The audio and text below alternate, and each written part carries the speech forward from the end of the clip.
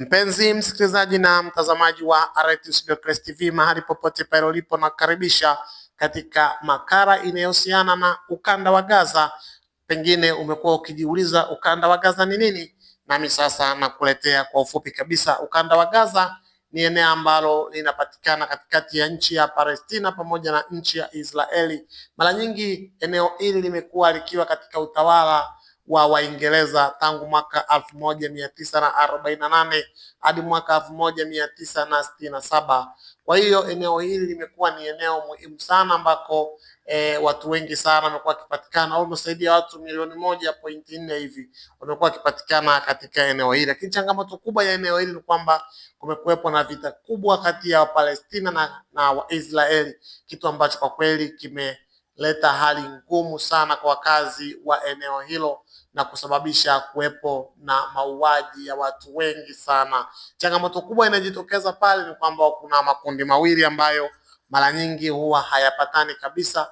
Liko kundi ambalo linaamini kwamba lile eneo ni eneo lao, lakini pia hata kundi jingine inaamini hivyo. Mfano, wa Palestina wanaamini kwamba lile ni eneo lao, lakini pia hata Waisraeli wanaamini kwamba lile ni eneo lao. Hivyo panapo mwaka 1994 mara baada ya Hamas kuchukua lile eneo chini ya utawala wao wa Mahmoud Abbas, kulitokea mapigano makubwa kabisa ambayo yalipelekea watu wengi kupoteza uhai katika eneo hilo la ukanda wa Gaza na kuharibika kabisa kwa makazi ya watu ambao waliishi katika eneo hilo. Panapo mwaka 1994 kulifanyika mkataba ambao ulijaribu kusuluhisha mgogoro uliokuwepo, lakini vita hiyo haikukoma, iliendelea kushika kasi na kusababisha mauaji makubwa.